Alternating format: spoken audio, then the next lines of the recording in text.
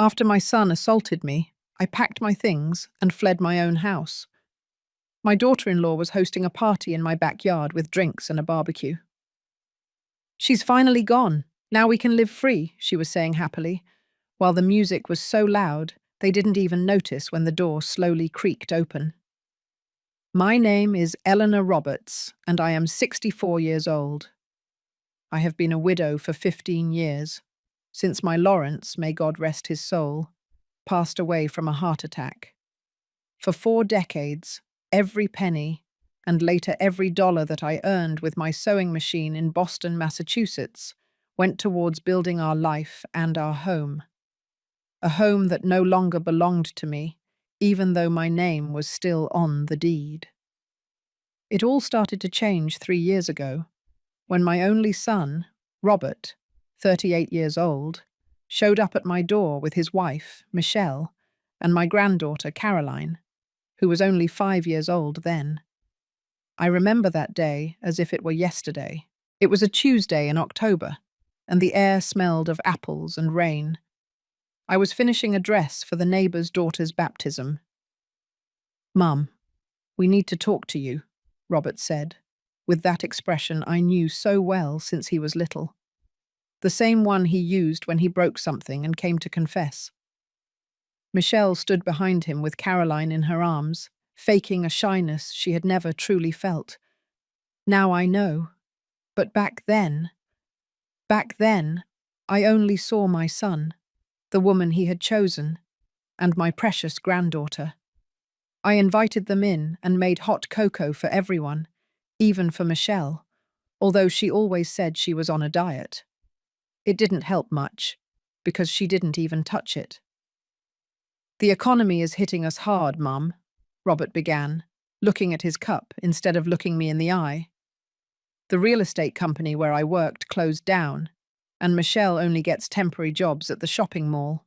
What he didn't tell me that day, what I would discover much later, was that his firing had nothing to do with the economic downturn. Robert had been diverting small amounts of commissions to a personal account for months, which were finally discovered. He didn't go to jail because of his boss's generosity, but his reputation in the Boston real estate sector was ruined. And then there was the other thing, the thing that even Michelle didn't know then, the gambling debts that were piling up month after month. "We can't keep paying the apartment rent, Mum," he continued, now looking directly at me with those eyes he inherited from his father. "We thought we could stay here with you, just temporarily, until we can get back on our feet financially. 6 months at most." 6 months. 3 years later, those words still echo in my head like a cruel joke. I looked around the living room where Lawrence and I had spent so many nights, the sofa where I nursed Robert when he was a newborn, the side table we bought for our 10th anniversary, the walls we painted together, laughing when the paint splattered us. This was my home, built with 40 years of hard work, sacrifice, and love.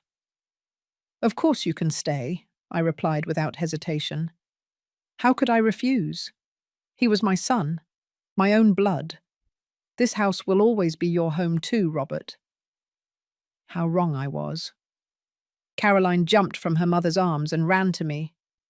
"Grandma, we're going to live with you. I get to sleep in the flower room." Her innocence made me smile.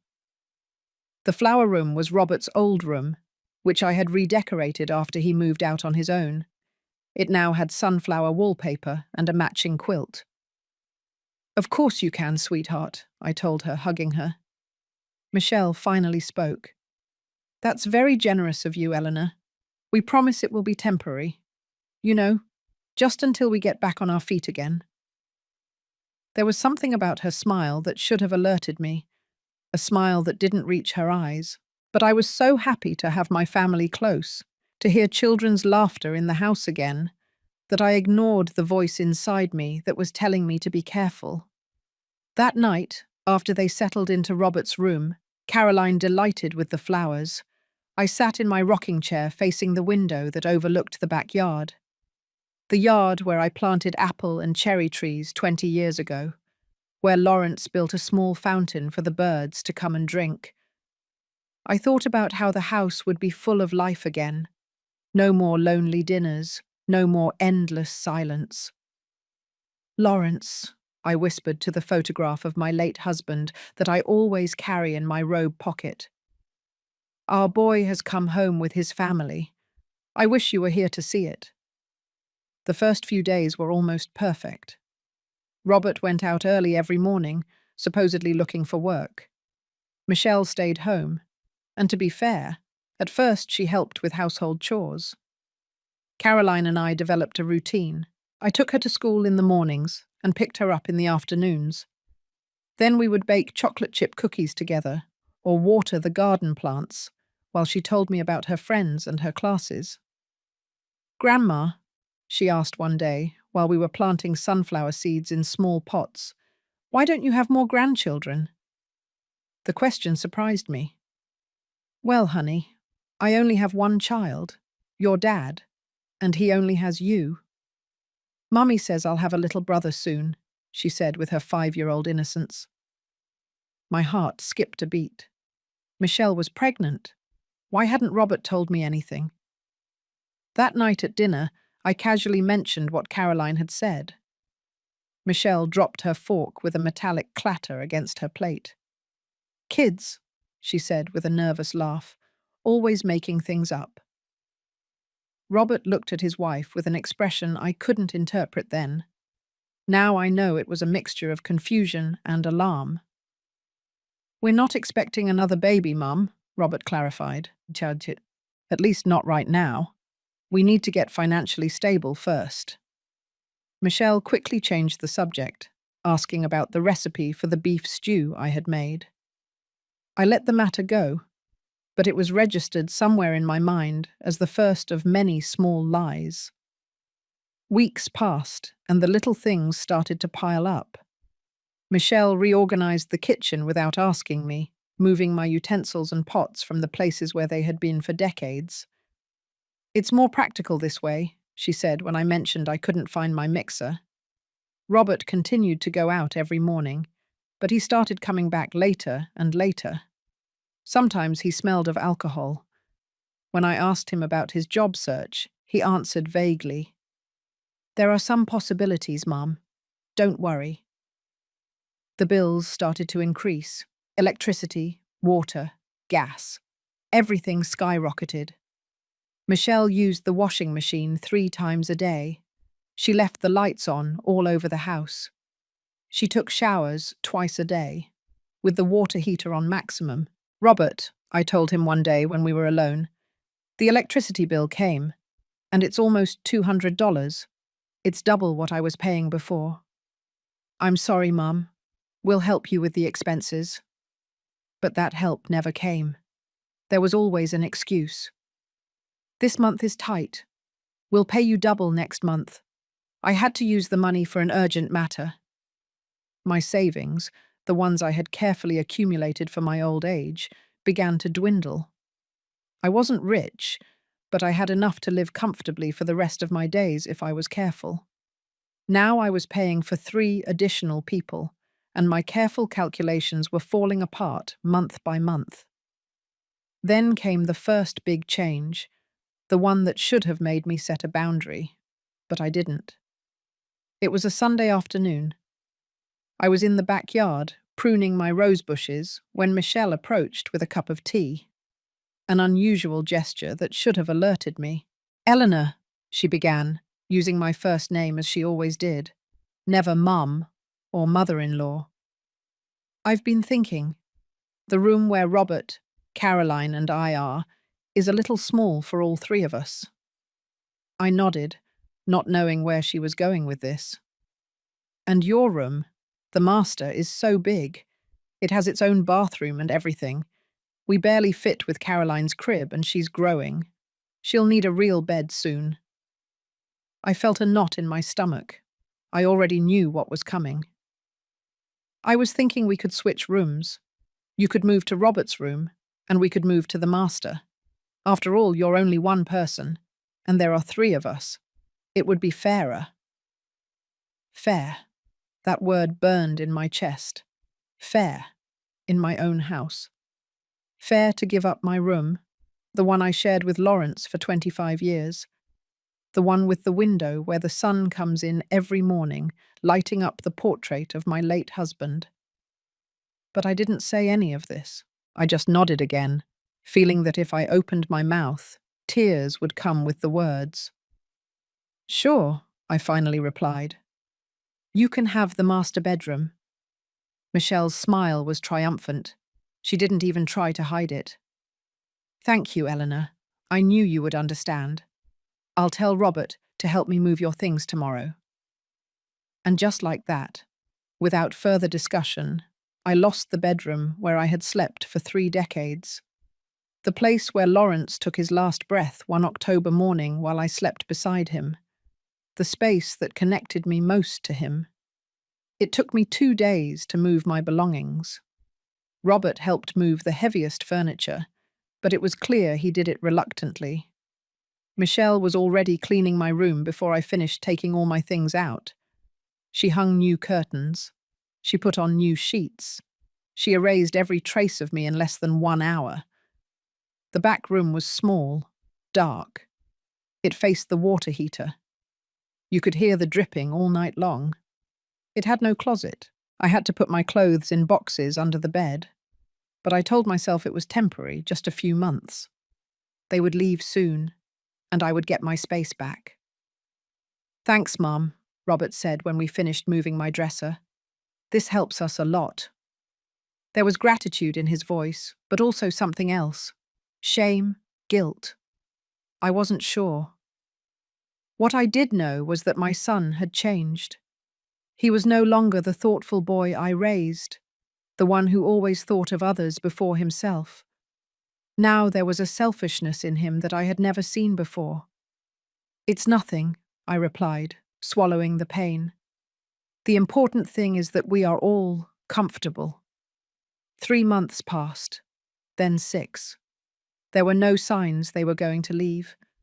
They never talked about looking for another place. When I asked how the savings for their apartment were going, Robert would change the subject. It's tough, Mum. Everything is too expensive. We need more time. Meanwhile, Michelle started inviting people to the house, her friends, her sisters. They came on Saturdays. They stayed for hours. They drank my coffee. They laughed loudly. They used my mugs. They left everything dirty. I cleaned up after they left. One afternoon, I heard one of them ask, "This house is yours, Michelle?" "No, it's my mother-in-law's, but we live here." The other woman said something I couldn't hear. Michelle laughed. "We'll see, we'll see." Those words kept ringing in my mind. We'll see. What was she planning? Robert started coming home later and later. He would say there was traffic, that he had meetings, that work was difficult. But he smelled of beer. He would arrive with red eyes, with wrinkled clothes. Michelle didn't say anything to him. She didn't seem to care. I took care of Caroline every afternoon. Michelle would say she needed to rest. That being with a child all day exhausted her. She would go out. She wouldn't say where. She would return hours later with shopping bags, new clothes, shoes, makeup. She was spending money they supposedly didn't have. Caroline started calling me Mum. I was the one who fed her, who bathed her, who put her to bed. Michelle got angry. Don't teach her to call you that. I'm her mother. I explained that the girl said it on her own, that I wasn't teaching her anything. But Michelle didn't believe me. She started keeping Caroline away from me. When the girl came looking for me, Michelle would call her. "Come with Mommy. Leave Grandma alone. She has things to do." Caroline would cry. She wanted to stay with me, but Michelle insisted. The girl learned not to look for me when her mother was around. One day while I was sewing in my little room, I heard Michelle talking on the phone in the kitchen. I didn't want to spy, but her voice was loud, and the walls were thin. Yes, it's working perfectly. The old lady let us have her room. It's just a matter of time before we get her to put the house in Robert's name. You know, just in case something happens to her. It's the most logical thing. He's her only son. My heart raced. So that was the plan.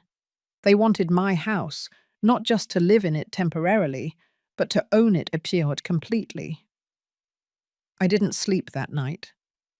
I stayed staring at the ceiling, listening to the incessant dripping of the water heater, thinking about how I had gotten into this situation. I, who had always been independent. I, who worked for 40 years to have my own roof over my head. Now I was being slowly displaced from my own home by my son and his wife. The next day, I checked my important documents, the house deed, my bank statements, my ID. I kept them in a metal box at the back of my closet. But when I opened the closet, the box was not there. Panic washed over me. I searched the whole room, under the bed, among my clothes. Nothing. Someone had taken the box, and there were only two possible culprits.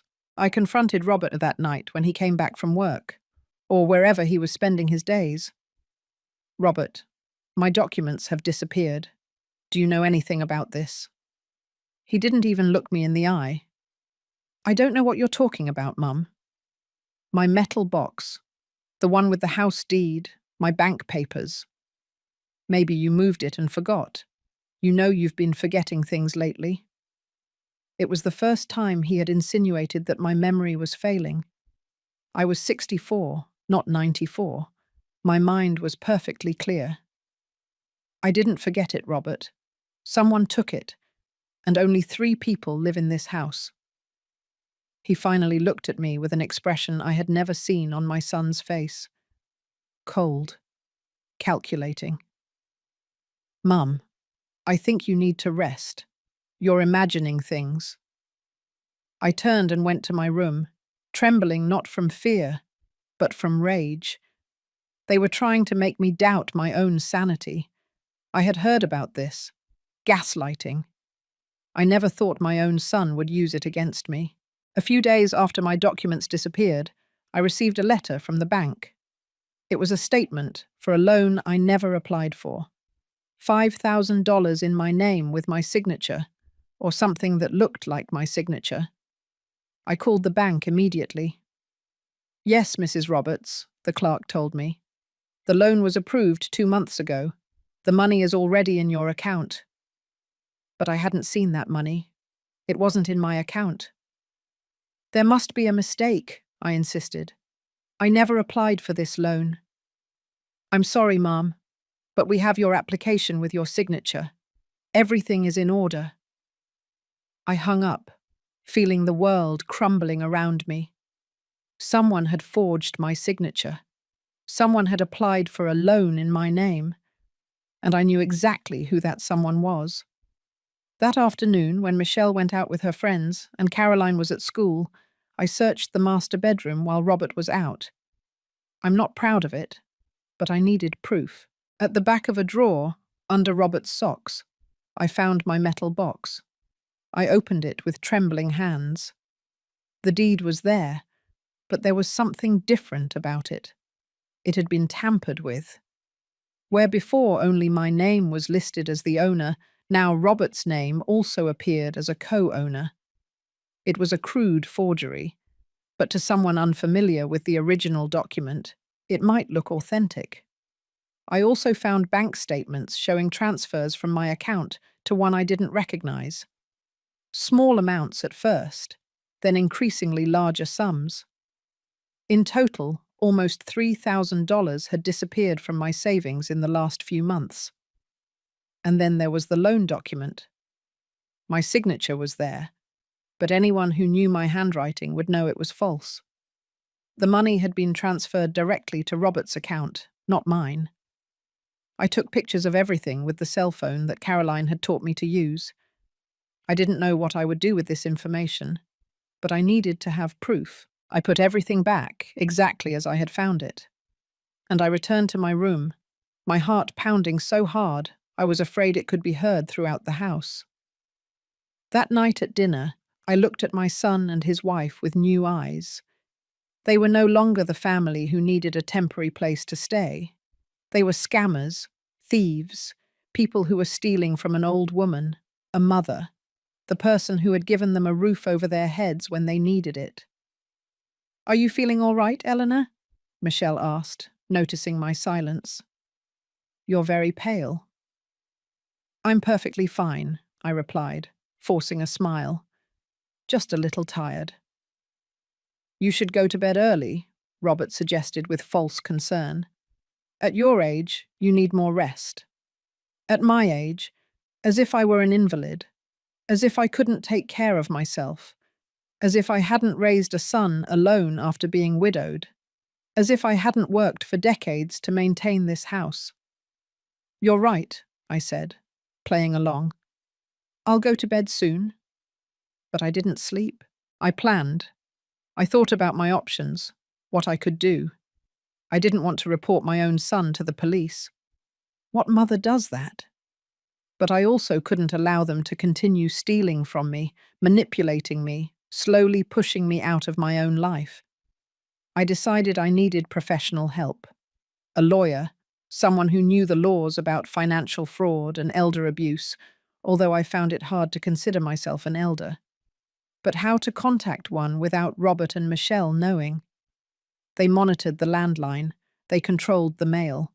They had even started checking my cell phone when they thought I wasn't noticing. The answer came in the form of my neighbor, Dorothy. We were the same age. We had been friends for decades. She had noticed the changes in my life, how I didn't go out as much, how Michelle seemed to control every aspect of the house. One day, while I was watering the front plants, she approached casually.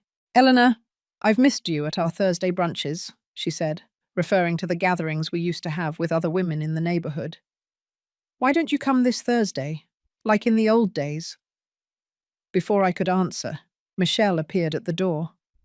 "Eleanor, I need you to help me with something in the kitchen." Dorothy looked at me significantly, then at Michelle, then at me again. She saw something in my expression, something I couldn't hide. "Actually," I said, "it'll only be an hour. You can spare her for an hour, right, dear?" Michelle hesitated, clearly annoyed by the intrusion, but without a reasonable excuse to deny me leaving. "I suppose," she finally replied. "But don't take too long, Eleanor. You know Caroline will be home from school soon." That's how, for the first time in months, I was able to speak freely with someone outside the walls of my domestic prison. In Dorothy's living room, surrounded by her plants and her family photos, I told her everything. The fraudulent loan, the forged documents, the missing money, how they had taken my room, how they controlled every aspect of my life. Dorothy listened without interrupting, her expression changing from surprise to concern and finally to outrage. "This is abuse, Eleanor," she said when I finished. "Financial and emotional abuse. You need legal help." "I can't report my own son," I protested, although I was less and less sure.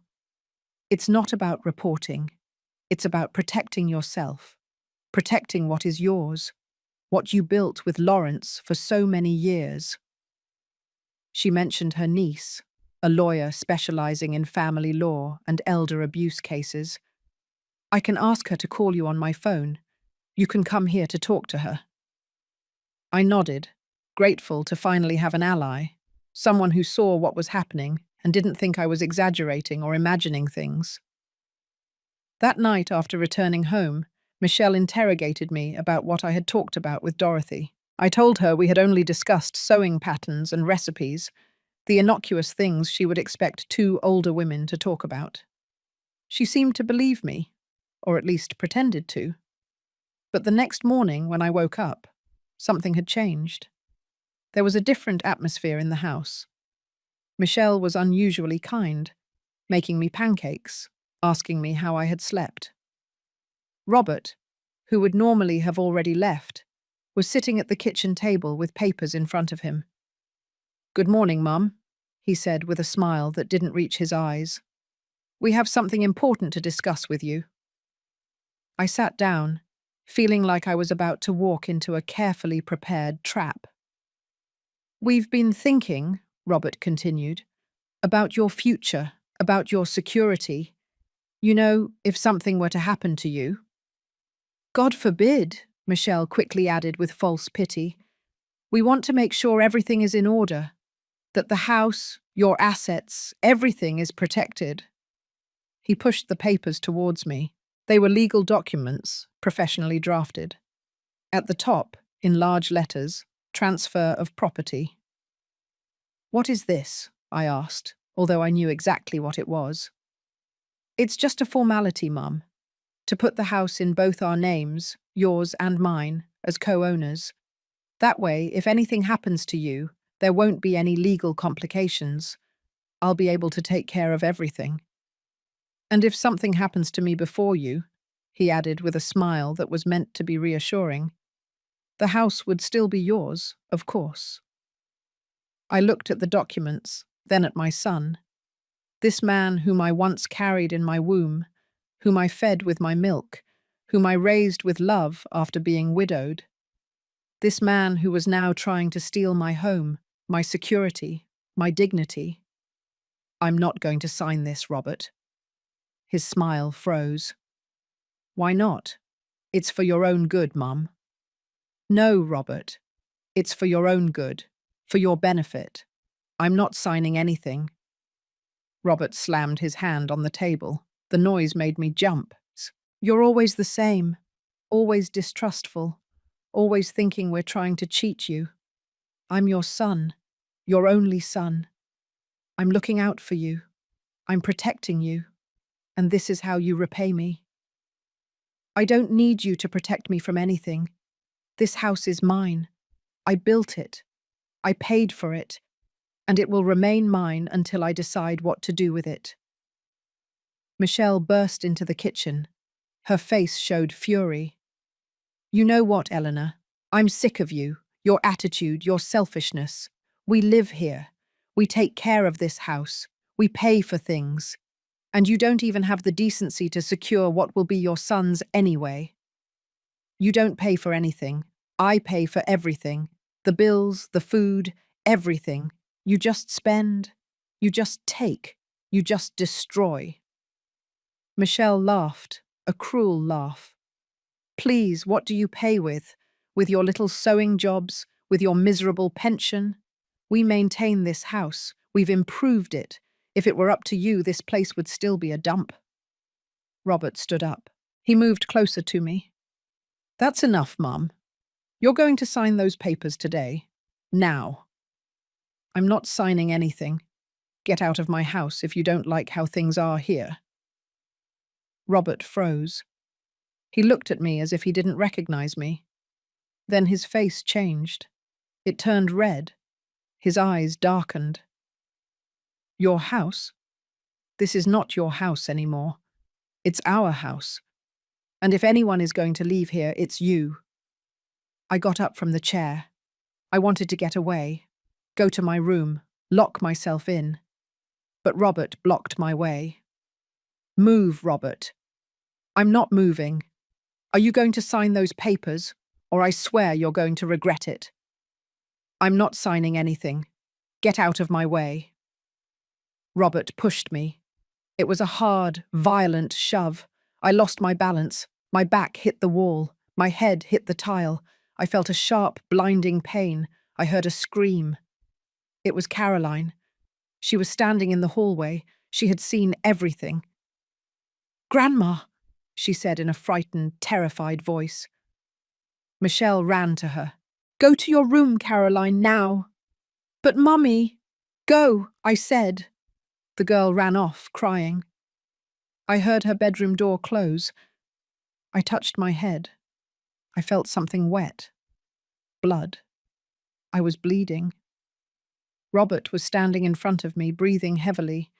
He didn't look remorseful. He didn't look worried. He just looked furious. Michelle spoke. Her voice was cold, calm. Look what you caused, Eleanor. Look what you do. You make Robert like this. You provoke him. This is your fault. I didn't do anything. You are stealing from me. You are assaulting me in my own house. Michelle shrugged. No one is assaulting you. You fell, that's all. You lost your balance. You are an older woman. These things happen. Robert pushed me. You both saw it.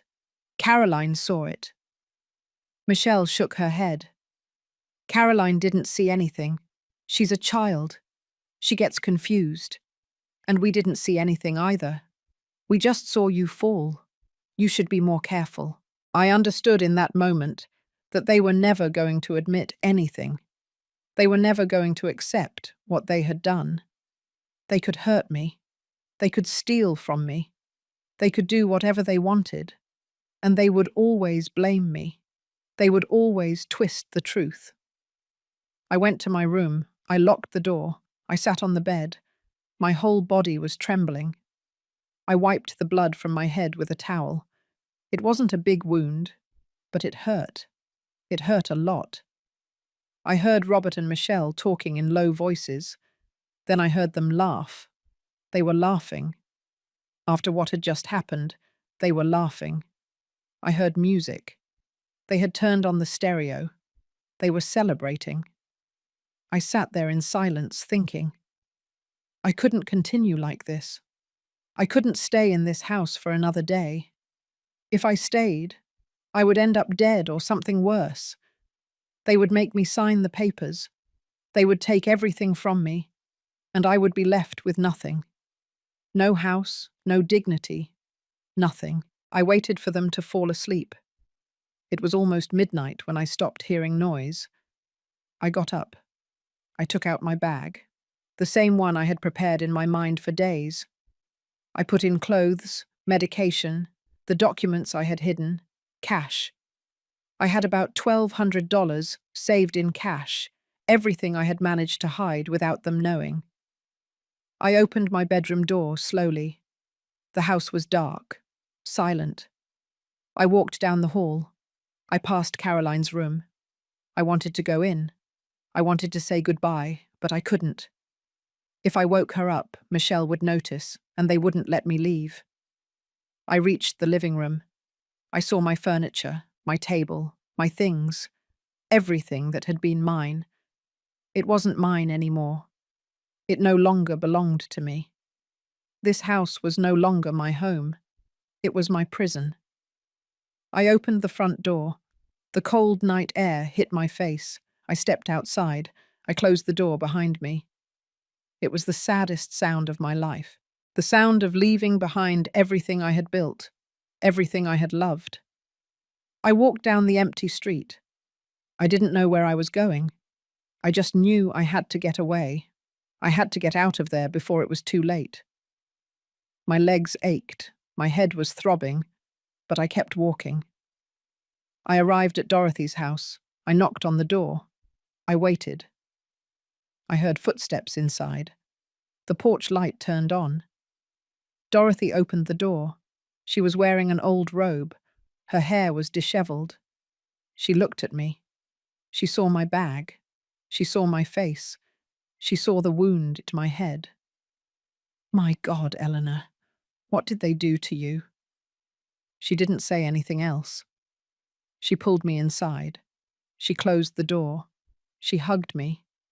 And there, in the arms of my neighbor, in the arms of the only person who had shown me compassion, I broke down. I cried. I cried all the tears I hadn't cried in months, all the pain, all the humiliation, all the betrayal.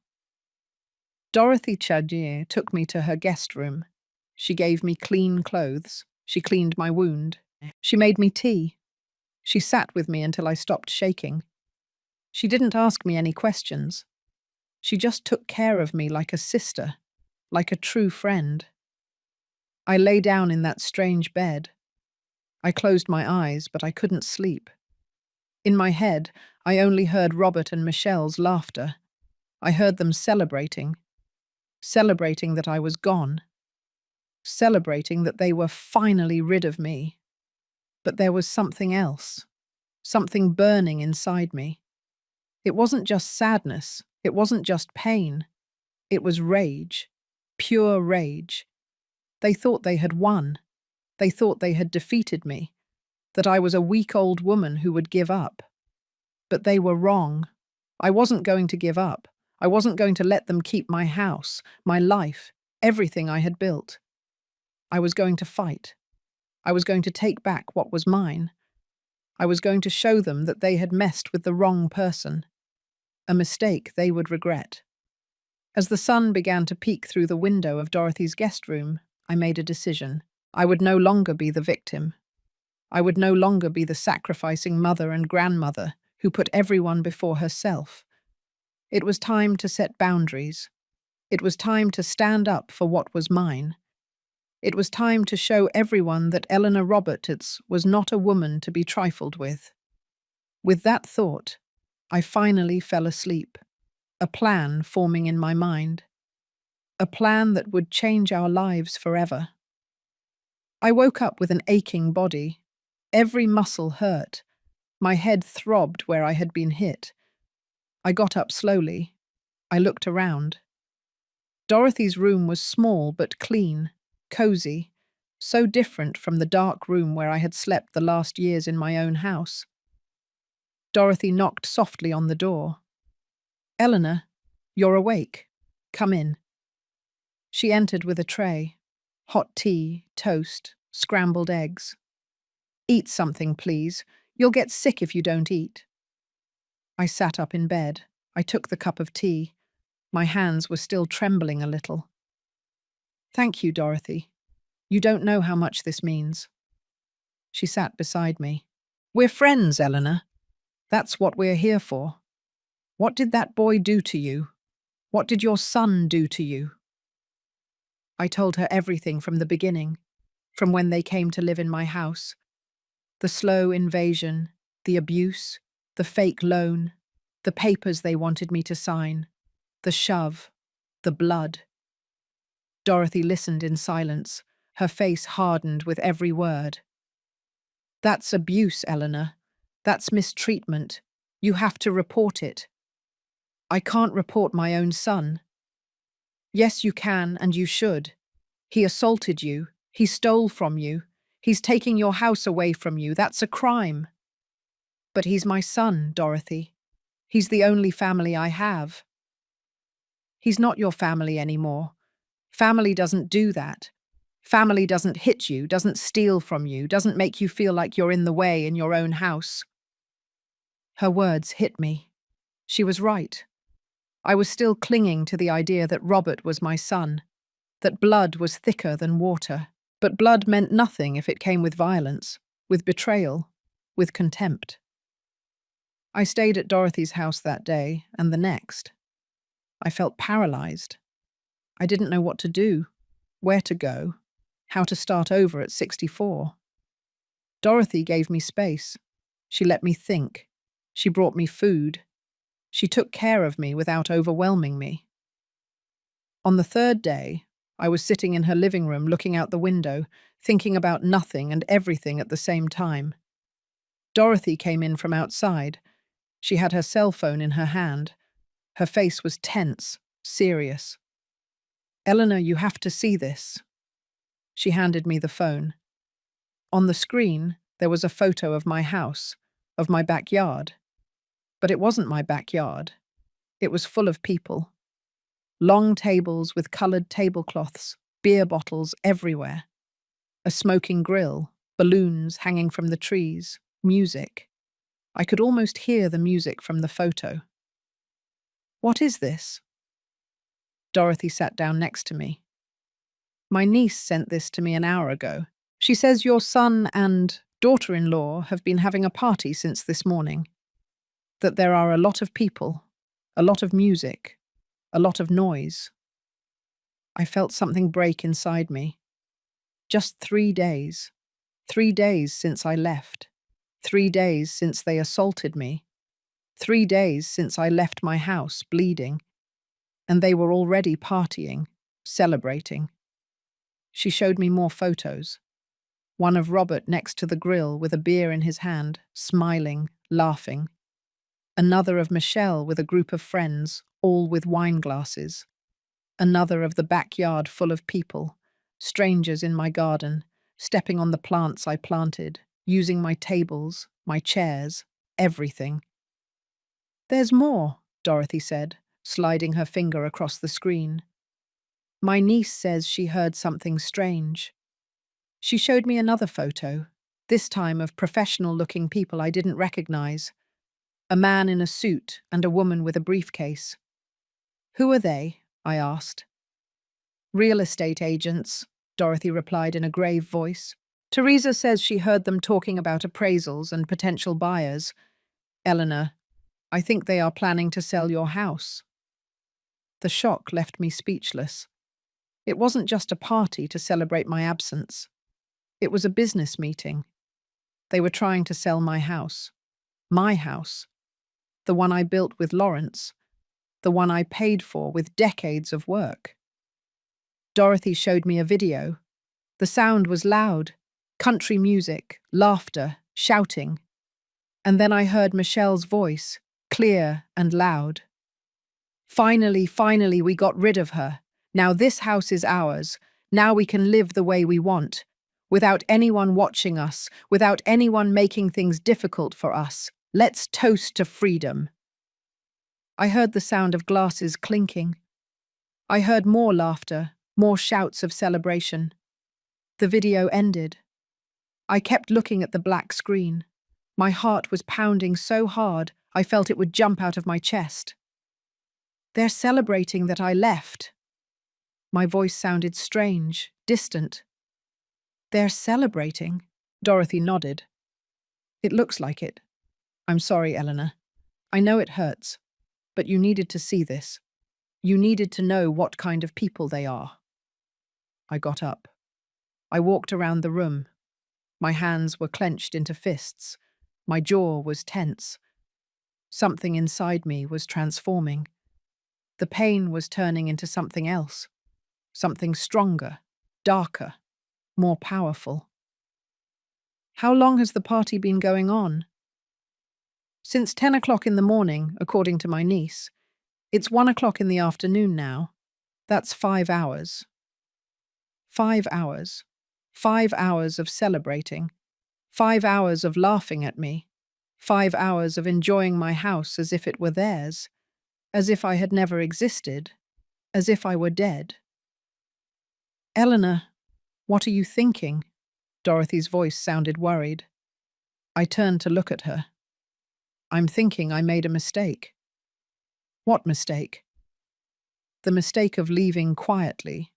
The mistake of fleeing like a thief. As if I were the one who was wrong. As if I were the guilty one." Dorothy stood up. She approached me. "What are you going to do?" "I'm going to take back my house. I'm going to kick them out. I'm going to show them that they messed with the wrong person." "But how? You don't have money. You don't have a lawyer. They have everything. They have your house, your things, everything." "I have something better. I have the truth. I have the documents that prove that house is mine. I have this wound on my head. I have the bank statements that show I pay for everything. I have witnesses.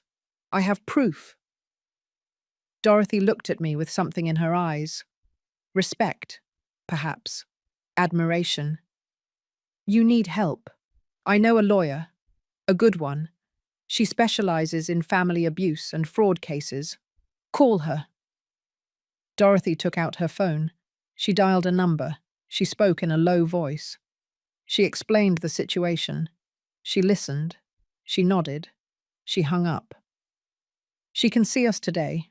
Right now she has an opening. She says it sounds urgent, that the faster we act, the better. Let's go." I put on a sweater. I grabbed my bag. I put in all the documents I had saved. The copies of the deed, the bank statements, the old photos of my house, everything that could be useful. We went in Dorothy's car. The lawyer's office was downtown. in an old but well-maintained building. We went up to the third floor. The office was small, full of books and files.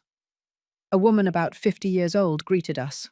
Short hair, glasses, a serious but kind face. "You must be Eleanor Roberts. I'm Elizabeth Vega." "I am. Thank you for seeing me on such short notice." "Please, sit down. Tell me everything from the beginning." I told her my story again, with more details. I showed her the documents, the photos, the videos that Dorothy had on her phone. Elizabeth took notes. She asked questions. Her face showed no emotion, just professional concentration. When I finished, she was silent for a moment. Then she spoke. "You have a solid case, Mrs. Roberts. Very solid. Fraud, signature forgery, physical abuse, property invasion, unlawful taking. I can help you, but I need you to understand something. This is going to be difficult. It's going to be painful. You're going to have to face your son. Take him to court, maybe to jail. Are you willing to do that?" I was silent, thinking, imagining Robert behind bars, Caroline without a father, Michelle alone. Part of me felt guilt, pain. But then I remembered the shove, the blood, the laughter, the party, the video of Michelle toasting my absence, the real estate agents appraising my house. "Yes, I'm willing." Elizabeth nodded. "Good. Then let's start. First, I need you to sign these papers. You are hiring me as your legal representative. Then we will prepare a lawsuit, and we are going to request a temporary eviction order. With the evidence you have, we can get a judge to remove him from your house while the case is being resolved. How long does that take?" "Normally weeks. But with the party they're having right now, and with your recent injury, we can request an emergency order. We could have it today, in a few hours." "Today?" My voice trembled. "Today, Mrs. Roberts. They are on your property without your permission. They assaulted you. They forced you to flee. They are having a party, celebrating your departure while you are here, homeless, without your things. That's illegal. That's cruel. And a judge will see it that way. Trust me." I signed the papers. Elizabeth made calls. She spoke with a judge, with the police, with social services. She worked quickly, efficiently, like a well-oiled machine. I sat watching, feeling how something was changing, how the power was changing hands. I was no longer the victim who fled. I was the owner, claiming what was mine. After an hour of calls, Elizabeth placed her phone on the desk and looked at me. "Eleanor, before we continue, there's something personal I want to share with you." Her tone had changed. It was no longer purely professional. It was more intimate, more human. "My interest in cases like yours is not a coincidence. 15 years ago, my own mother went through something similar." I looked at her, surprised. I didn't expect this confession. "My older brother, Anthony, developed an alcohol problem after his divorce. He moved back into our mother's house. At first, everything seemed normal. Then he started controlling her finances, isolating her from her friends, even physically intimidating her." Elizabeth took off her glasses and slowly cleaned them. "One day, my mother called me, crying.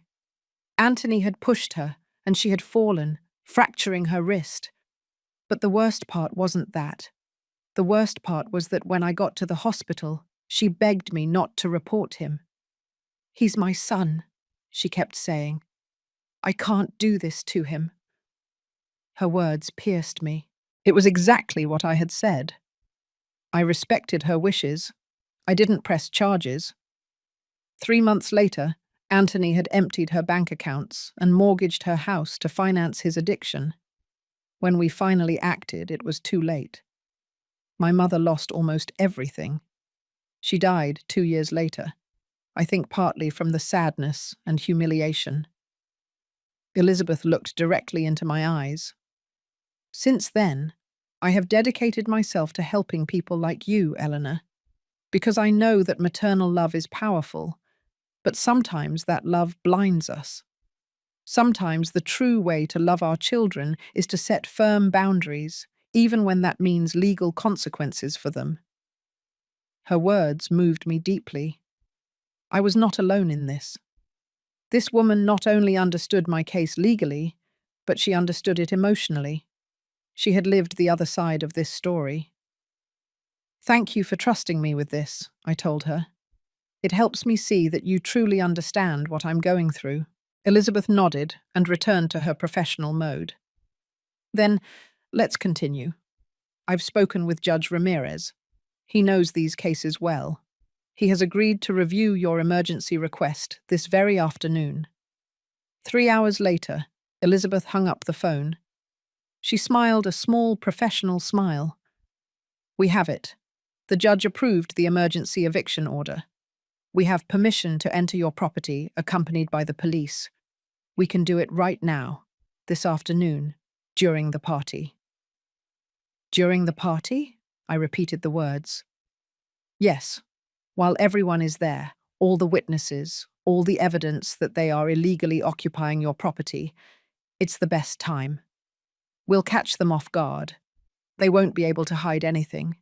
They won't be able to deny anything." Dorothy took my hand. "Are you sure, Eleanor? Are you ready for this?" I looked out the window. The sun was beginning to set. Soon it would be night. Soon the moment would arrive. The moment to return, to face them, to claim, "Yes, I'm ready." The lawyer's full name was Elizabeth Vega Montero. She had 20 years of experience in family and property law cases. "I've seen cases like yours dozens of times, Mrs. Roberts. Children who abuse their parents, who dispossess them, who mistreat them. And it's always the same. Parents are afraid to act, afraid of being alone, afraid of what people will say. But you are doing the right thing, the brave thing." "I don't feel brave. I feel scared." "That's normal. But fear doesn't mean you're wrong. It just means you're claiming something that's worth fighting for." Elizabeth made more calls. She coordinated with the police. "We need 2 patrol cars, an eviction order, the presence of a social worker in case there are minors on the property." "Yes, there is a child, my granddaughter. She is 9 years old." "Good. Then also Child Protective Services, just as observers, to make sure everything is done correctly." Every word she said made everything more real, more concrete. It was no longer just an idea. It was a plan that was going to be executed in a matter of hours. Dorothy squeezed my hand. "You're going to be fine. I'm going to be with you. I won't leave you alone." "Thank you. I don't know what I would do without you." She smiled. "That's what friends are for." Elizabeth put the papers in a briefcase. "Ready. I'll see you at your address at 6 o'clock this evening. The police have already been notified. The social worker too. Everything is coordinated. You just have to be there, sign whatever is necessary, and let the law do its job." We left the office. It was 4:30 p.m. We had an hour and a half. Dorothy suggested we grab something to eat. "You haven't eaten properly in days, Eleanor. You need strength." We went to a small nearby cafe. I ordered chicken noodle soup. I could barely eat. My stomach was tied in knots. Nerves were eating me up inside. "You're thinking about Caroline," Dorothy said softly. She knew exactly what was going through my head. "Yes, all the time. She's going to be there. She's going to see everything. She's going to see her father being removed from the house.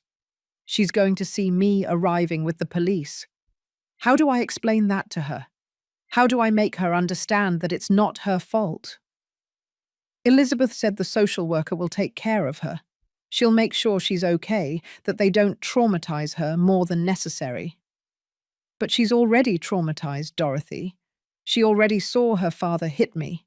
She already lives in a violent environment. That's why it's important for you to do this, to get her out of there, and to show her that abuse is not tolerated, that there are consequences, that women don't have to put up with it, and neither do grandmothers. She was right. This wasn't just for me. It was for Caroline, too, to teach her that she deserved to grow up in a home without violence, without shouting, without fear, even if that home no longer included her father. We finished eating. Dorothy paid the bill. I wasn't hungry, but I had eaten enough not to pass out. I needed to be strong. I needed to be clear-headed. This was the most important thing I had done in years, perhaps my whole life. We got in the car. Dorothy drove slowly. We arrived at my street at 5:40 p.m. We parked 3 houses before mine. From there, we could see. The party was still going on. There were still people. There was still music. There was still laughter. My heart was pounding so hard, I felt it was going to explode.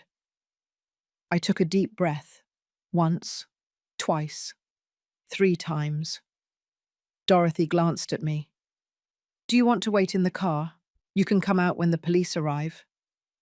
"No, I want to see everything. I want to be present from the beginning." At exactly 6 o'clock, the first patrol car arrived.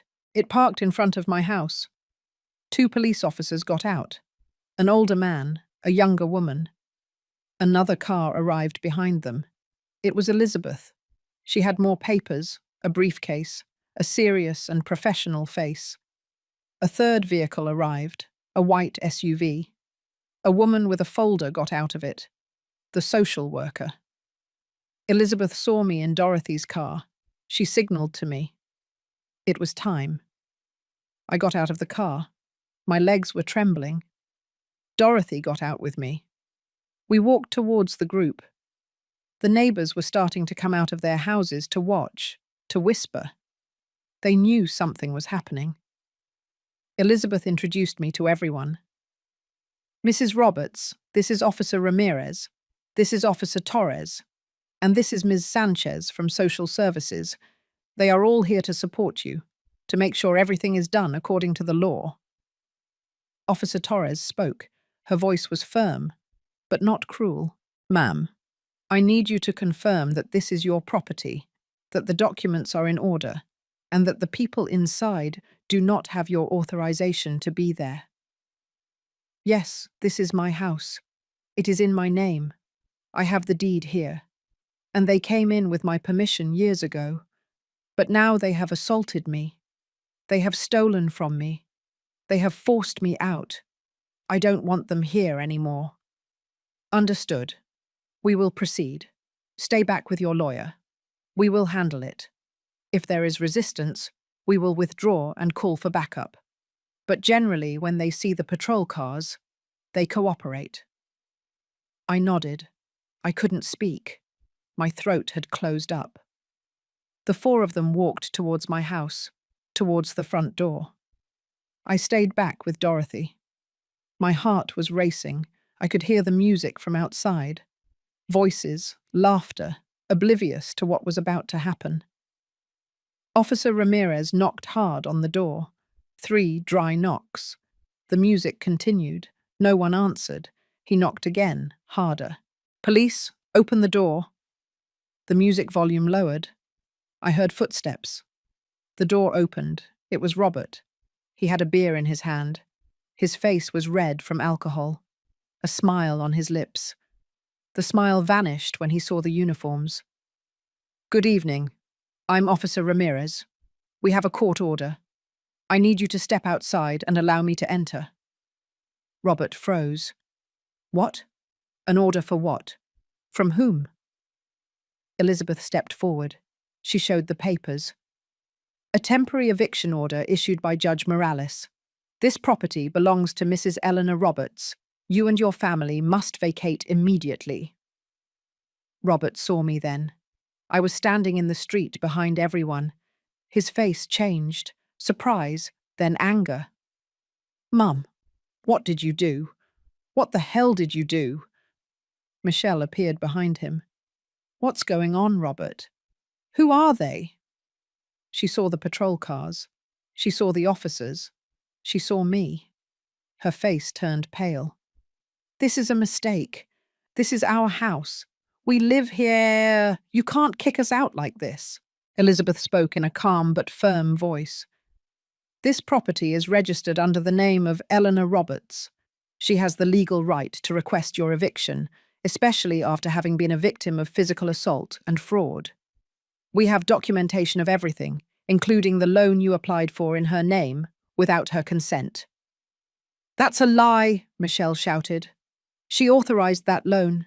She lives here. We take care of her. You can't do this. Officer Ramirez intervened.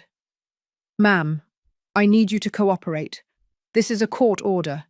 If you do not comply voluntarily, we will have to use other means. You have 30 minutes to gather your essential belongings. You can retrieve the rest later by appointment and in the presence of an officer. The partygoers began to leave. Guests were confused, scared, some still with glasses in their hands. What happened? What's going on? Michelle shouted at them. Stay. Nothing is happening. You'll see this is a mistake. But people left quickly. No one wanted to be there. No one wanted trouble with the police. In 10 minutes, the backyard was empty. Only Robert, Michelle, Caroline, and us remained. Caroline came out of her room. Her eyes were red. She had been crying. She saw me. Grandma! She ran towards me. The social worker tried to stop her, but I shook my head. I let her come. She hugged me around the waist. Please, Grandma, don't let them kick us out. Please. My heart broke into pieces. I knelt down in front of her. My love, this is not your fault. None of this is your fault. But I can't live here with your parents anymore. They hurt me. They injured me. And I have to take care of myself. I have to be safe. But I will take care of you, Grandma. I will protect you. I know. My life. I know. And I love you. I will always love you. But this is something that adults have to resolve. You just have to be a child. You don't have to protect anyone. The social worker approached. She spoke softly. Hello, Caroline. I'm Ms. Sanchez. I'm going to make sure you're okay, that your parents and your grandmother resolve this without it affecting you. It's okay. You're going to be fine. Michelle called her. Caroline, come here now. Don't stay with her. All of this is her fault. Caroline looked at me, confused, scared. Go with your mummy, my love. It's okay. Go. The girl walked slowly towards Michelle. She looked at me twice, as if saying goodbye, as if asking me if I would be okay. I smiled at her, even though it hurt, even though I was dying inside. Robert started packing things. He threw clothes into bags. Michelle was crying. This is not fair. You have no right. We're going to fight this. We're going to get the house back. You'll see. Eleanor, you're going to regret this. Elizabeth responded for me. Any threat will be documented and used against you. I suggest you cooperate and leave peacefully. The 30 minutes passed like a dream, like a movie. Robert and Michelle took clothes, Caroline's toys, a few personal items. Not much. They couldn't take much. Officer Torres supervised everything.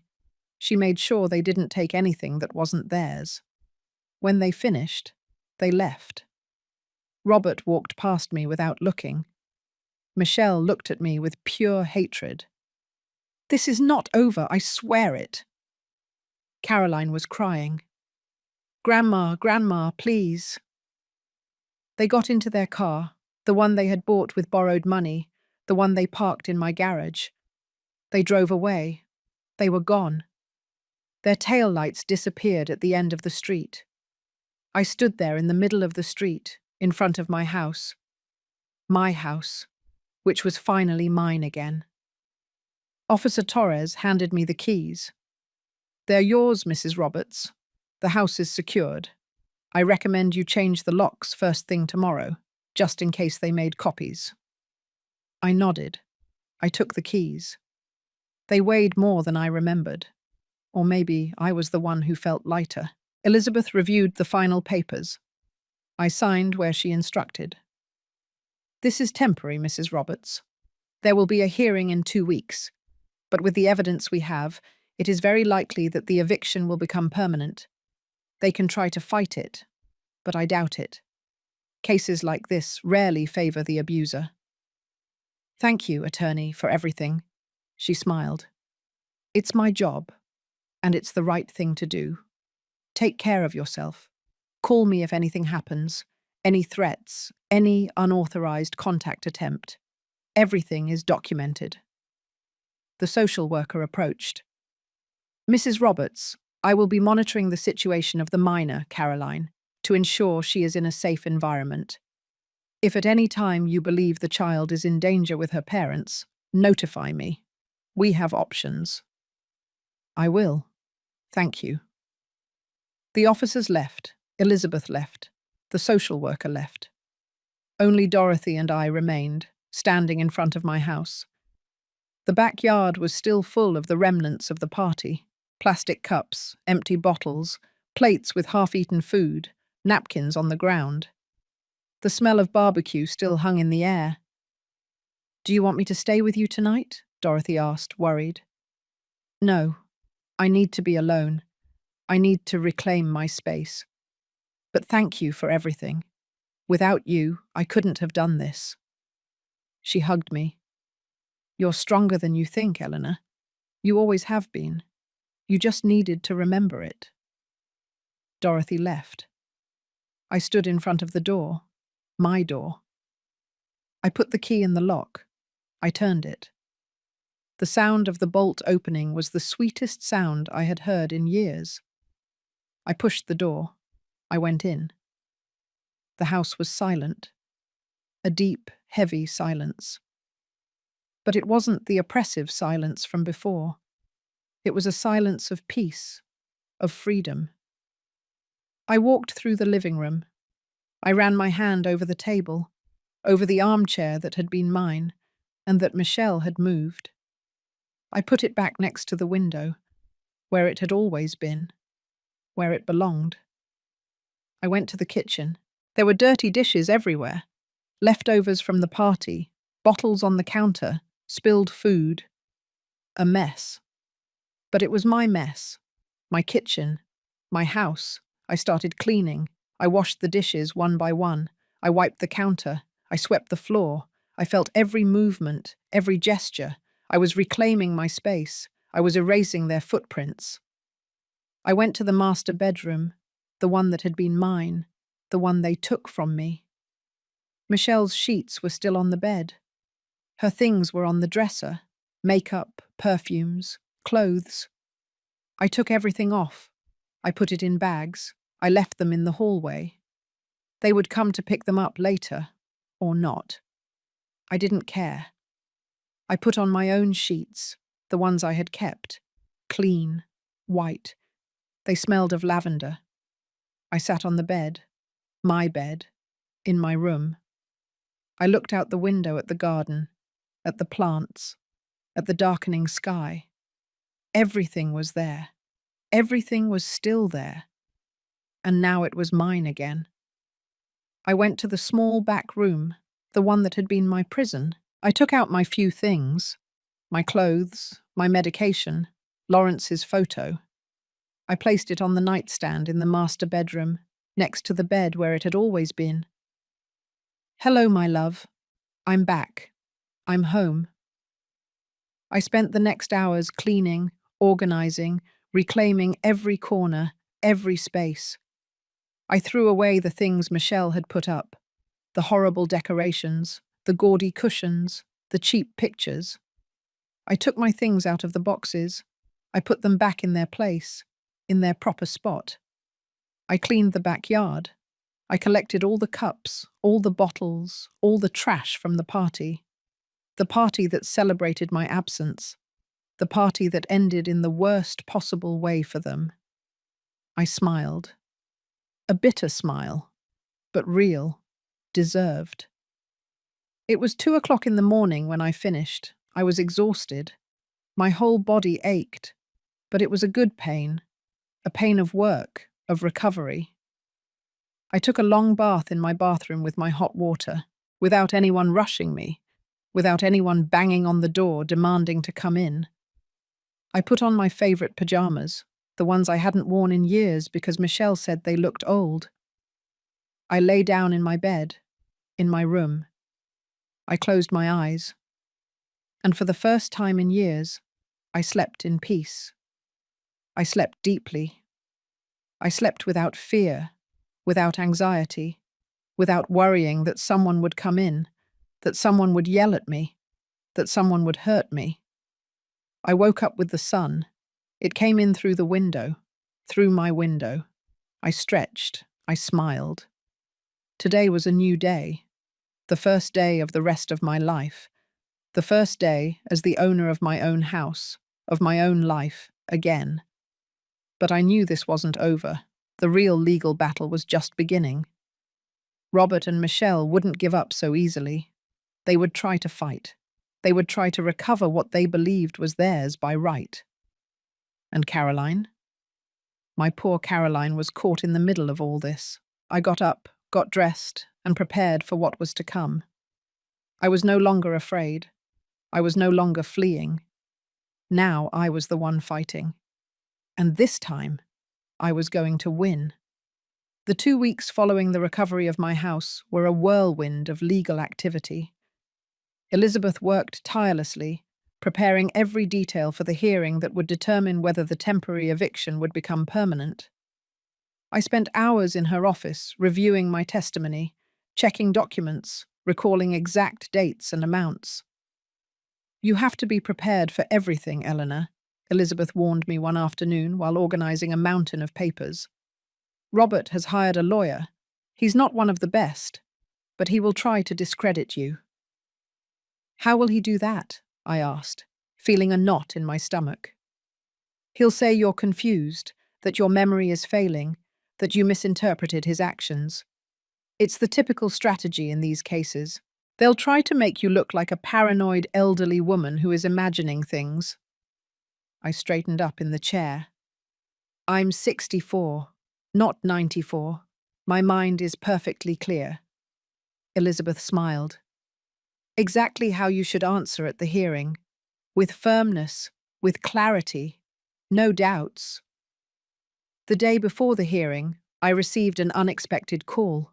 It was Ms. Sanchez, the social worker. "Mrs. Roberts, I need to inform you of something.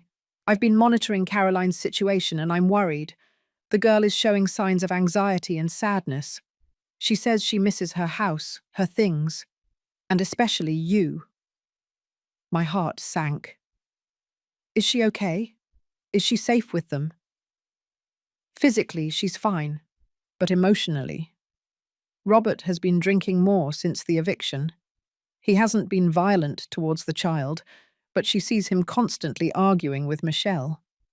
They're living in a small rented apartment, and the tension is palpable." "What can I do?" I asked, feeling a mix of concern for my granddaughter and anger towards my son for putting her in that situation. "Nothing different for now. Wait for the court ruling. Depending on the outcome, we could request supervised visits or even temporary custody if the situation worsens." I barely slept that night. I thought about Caroline, her scared little face the last time I saw her, and how she hugged me, begging me not to let them get kicked out. I felt torn between the need to protect myself and the desire to protect my granddaughter. The day of the hearing dawned grey and rainy, as if the sky shared my mood. Dorothy came to pick me up early. She had helped me choose an appropriate outfit. A sober navy blue dress, a grey cardigan, comfortable but presentable shoes. Nothing ostentatious, nothing that could make them think I was enjoying this situation. "You look beautiful," she told me as she adjusted the collar of my dress. "Strong and dignified. That's how you should present yourself." The courthouse was an imposing building in downtown Boston. Cold marble, high ceilings, a reverential silence interrupted only by the echo of hurried footsteps and contained murmurs. Elizabeth was waiting for us at the entrance, impeccable in her black suit, leather briefcase in hand. "Ready?" she asked, lightly squeezing my shoulder. "Ready," I replied, although my voice trembled a little. We entered a small but formal courtroom, and there they were, sitting on the other side, Robert and Michelle. My son was wearing a suit I didn't remember seeing before, probably bought for the occasion. Michelle was dressed with unusual sobriety for her, a light grey ensemble that made her look almost respectable. Next to them was a middle-aged man with a bored expression, whom I assumed was their lawyer. Our eyes met for an instant. Robert's eyes, those eyes he had inherited from his father, were dull, dead-looking. Michelle's shone with poorly disguised hatred. I looked away, concentrating on following Elizabeth to our table. Judge Gabriela Montero entered shortly after. She was an older woman than me, perhaps in her 70s, with completely white hair, pulled back in a severe bun, and thin-rimmed glasses that made her eyes look larger and more penetrating. Her expression was neutral, professional, but there was something about her that inspired confidence. The hearing began with the usual formalities. Then Robert's lawyer presented his case. As Elizabeth had predicted, his strategy was to discredit me. My client was simply taking care of his elderly mother, helping her with the finances that she could no longer manage alone. Mr. Roberts has invested considerably in improving the property, significantly increasing its value. This dispute is simply a family misunderstanding, exacerbated by the natural confusion of Mrs. Roberts' advanced age. I felt the blood boil in my veins, but I remained calm, as Elizabeth had advised me. Then it was Elizabeth's turn. She stood up calmly, but there was an intensity in her posture that immediately captured everyone's attention in the room. "Your Honor, this is not a family misunderstanding. It is a clear case of financial and physical abuse against a perfectly capable woman who has been a victim of her own son and daughter-in-law." She proceeded methodically, presenting evidence after evidence.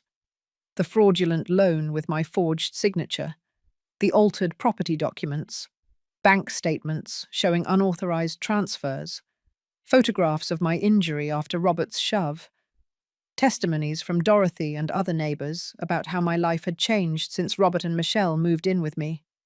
And finally, Your Honor, we have this. Elizabeth played the video that Dorothy's niece had recorded during the party. Michelle's voice echoed clearly in the room. Finally, we got rid of her. Now this house is ours." I watched Michelle shrink in her seat, how the lawyer closed his eyes with a defeated expression. But what struck me the most was Robert's reaction. He was watching the video as if seeing a ghost, as if he didn't recognize his own voice, his own laughter, his own life. When it was my turn to testify, I felt a strange calm. I was no longer afraid. I no longer felt ashamed. I just wanted to tell my truth, plainly and simply. I recounted everything from the beginning. How Lawrence and I built that house brick by brick. How I raised Robert alone after being widowed. How I opened my doors to them when they said they needed temporary help. And then how the abuse began. Subtle at first, then increasingly brazen, until it culminated in physical violence. Robert's lawyer tried to destabilize me during the cross-examination, suggesting that I had voluntarily accepted all the decisions, that I had authorized the loan but had forgotten, that I had fallen accidentally and was unfairly blaming my son. "Sir," I replied with a clarity that surprised even myself, I have sewn wedding dresses for 40 years. My fingers can thread a needle without looking. My mind can calculate yards of fabric and budgets without a calculator. I do not forget things as important as signing a loan for $5,000. I saw a slight smile on Judge Montero's lips. Then came the moment I didn't expect. Robert asked to testify. His lawyer seemed surprised, as if this wasn't in the plan. Michelle looked at him alarmed, pulling his sleeve, but he freed himself with a sharp movement and walked towards the stand. After being sworn in, he remained silent for a few seconds that felt eternal. Then he looked directly at the judge. "Everything my mother has said is true." A murmur swept through the room. Elizabeth tensed beside me. I abused her trust. I forged her signature. I pushed her when she confronted me. I treated her. I treated her in a way that I'm ashamed to remember. Michelle stood up furiously. "Robert, shut up. You don't know what you're saying." "Silence in the court," the judge ordered. "Ma'am, sit down or you will be removed." Michelle sat down, but her face was contorted with fury. Robert continued, now looking directly at me. "Mum, I have no excuse, but I do have an explanation, although I don't expect you to accept it." He paused, took a deep breath. "I have a gambling problem. It started 3 years ago, shortly before we lost our apartment. It wasn't the economic crisis. It was me, betting the rent money, convinced I would get everything back and more. I felt like I had been punched in the stomach. My son, my Robert, a gambling addict. How did I not see it? When we moved in with you, I thought it would be temporary, truly, but the debts kept growing. The lenders were threatening us. I needed more and more money, and you had it." His voice broke. Michelle knew. At first she tried to stop me, but then she saw the opportunity. "Your mother is old," she would tell me. "Eventually the house will be yours anyway. We're just speeding up the inevitable." I looked at Michelle. Her face was a mask of pure hatred. We started with small things, reorganizing the house, taking control of the bills, then more. Your room, your documents, your money. It became easier and easier to justify it. She doesn't need it. She's confused. It's for her own good. Robert sobbed openly. But deep down, I knew it was wrong. Every time I saw your hurt face, every time you flinched when I walked into a room, a part of me hated myself. I drank to silence that voice. And the more I drank, the more violent I became. The day I pushed you, when I saw the blood, when I saw the terror in Caroline's eyes, I knew I had become a monster, but I was too scared, too ashamed to admit it. So I kept lying. To you, to myself. He wiped his tears with his sleeve. The courtroom was in complete silence. Even the judge seemed shocked by this unexpected confession. "I don't expect forgiveness, Mum. I don't deserve it. I just want you to know that this is legitimately your house. And I'm sorry. I'm so sorry that words aren't enough." Michelle stood up again, this time more controlled, but no less furious. "May I speak, Your Honor?"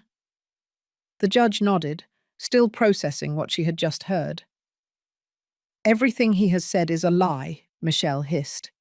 "He doesn't have a gambling problem. We didn't forge anything. Eleanor is confused. She always has been. We were taking care of her, and this is how she repays us. If anyone is guilty here, it's him. He was the one who took the money. He was the one who pushed her. I was just trying to keep the family together." Elizabeth stood up.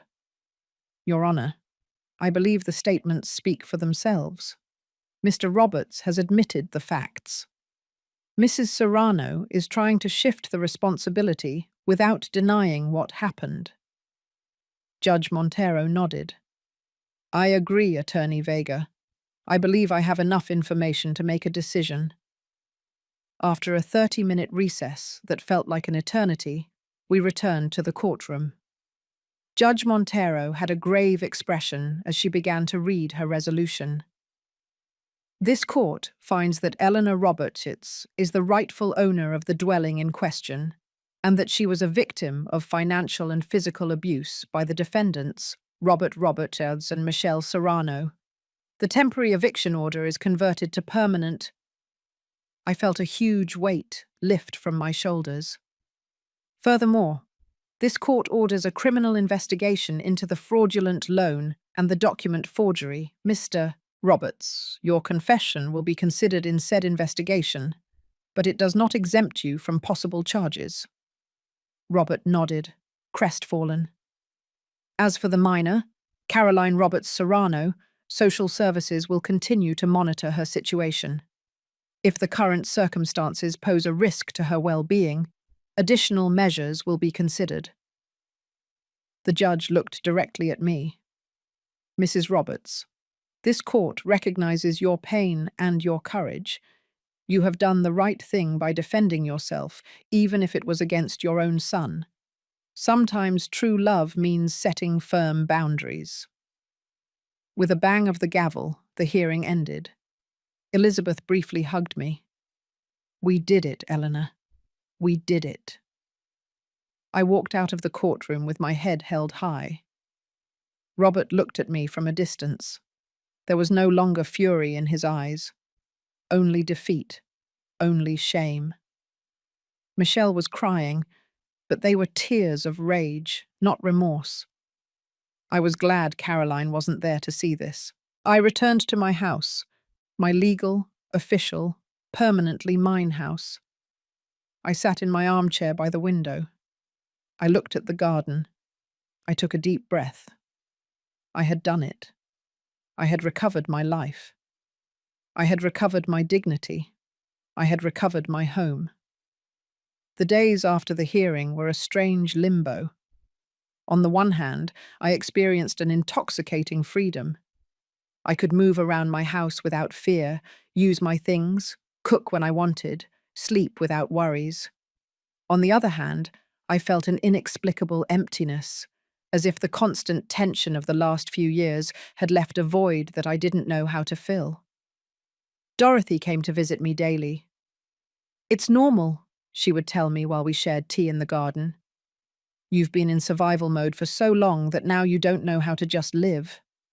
Little by little, I began to reclaim every inch of my house, not just physically but emotionally. I painted the walls fresh colors. I rearranged the furniture. I planted new flowers in the garden. Every action was an act of affirmation. This is mine. This is my choice. This reflects who I am. The most significant change I made was in the room that had been Caroline's. For days, I kept the door closed, unable to face the memories. Finally, with Dorothy's help, I emptied the room, donating the toys and clothes that Robert and Michelle had left behind. But I saved some special items in a box. The teddy bear Caroline hugged to sleep, the storybook we read together, the scarf I knitted for her last winter. Do you think I'll see her again? I asked Dorothy as I carefully closed the box. Time will tell, friend. Time will tell. I resumed my sewing work with renewed enthusiasm. My old clients returned, and soon word spread that Eleanor was back in business. Some had heard rumors about what had happened. The story had leaked, as it does in small neighborhoods. To my surprise, instead of looks of pity, I received expressions of respect. My sister went through something similar, a client confessed to me while I took her measurements for a party dress. I wish she had your courage, Eleanor. My financial situation began to improve. Without having to support 3 additional people, my savings grew again. I allowed myself small luxuries, a new television, better quality curtains, even some sessions with a physical therapist for the back pain that had bothered me for years. One afternoon, Elizabeth called me with news. The prosecutor has decided to file charges against Robert for the fraudulent loan, she informed me. There isn't enough direct evidence against Michelle, although it is clear that she was an accomplice. I felt a confusing mix of emotions. On one hand, justice. On the other, a mother's pain. Will he go to jail? I asked with a trembling voice. It's possible, but I don't think so.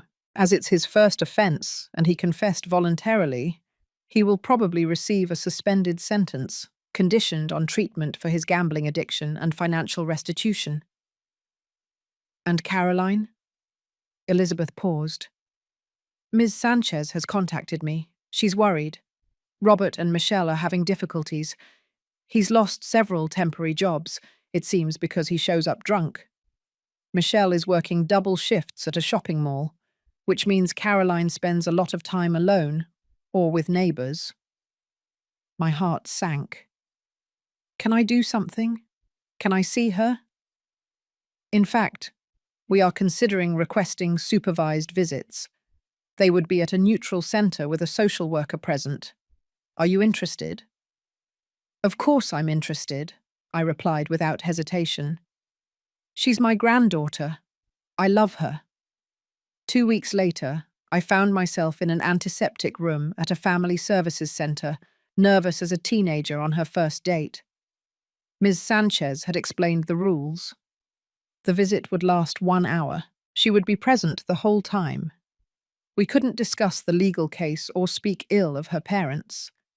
When the door opened and Caroline entered, I gasped.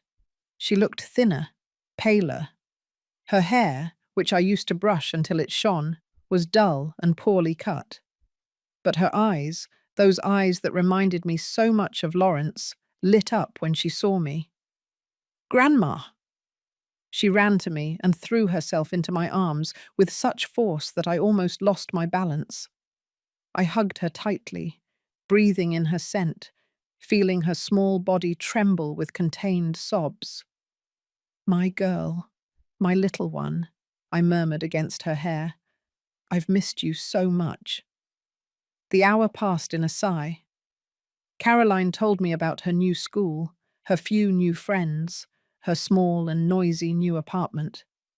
She avoided talking about her parents, and I didn't ask, respecting the rules. We played with toys the centre provided. I read her a book. I combed her hair with my fingers, promising to fix it better next time when Ms. Sanchez announced that our time was up. Caroline clung to me. I don't want to go, Grandma. I want to go home with you. I know, my love, I know. But for now, we have to follow the rules. I promise we'll see each other soon. The visit established a pattern. Every 2 weeks, I spent an hour with Caroline. Each time, I noticed small changes, more neglected clothes, dark circles under her eyes, a sadness that no 9-year-old should carry.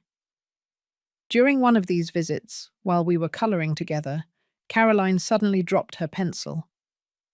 Daddy cries a lot, she said softly, looking at the drawing. And not at me. At night, when he thinks I'm asleep, he says your name sometimes. I didn't know what to answer. Ms. Sanchez, sitting discreetly in a corner, gave me a warning look. Sometimes adults get sad, honey, I replied carefully. Like when you feel bad after doing something you know isn't right. Caroline nodded, as if this confirmed something she already knew. Mommy is angry all the time. She yells at Daddy. She says it's all his fault. I felt a pang of concern. Does she yell at you too? Caroline shook her head. Not much. She's hardly ever home. She works a lot. The lady in apartment 3B watches me after school. I looked at Ms. Sanchez, who was discreetly writing in her notebook. Later, as I accompanied Caroline to the exit where Michelle would be waiting for her, the social worker stopped me for a moment. This confirms our concerns, she murmured. The situation is not ideal. We will continue monitoring. That night, as I watered the plants in my garden under the starry Boston sky, I thought about my fragmented family. My son, broken by his own bad decisions. My daughter-in-law, bitter and resentful. My granddaughter, caught between all this adult pain. And me, finally free, but still chained by love and worry. Lawrence, I whispered to the stars, imagining that my husband could hear me. What should I do? How can I fix this? Of course, the stars didn't answer, but I felt a strange peace enveloping me, as if Lawrence were there, reminding me that some things we cannot control. We can only accept them and move forward the best we can. That night, I made a decision. Regardless of what happened with Robert and Michelle, I would be there for Caroline. I would be her rock, her safe haven. And if she ever needed more than bi-weekly visits, I would be ready to offer her a home.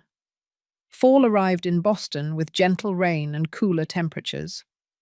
My garden was beginning to prepare for winter.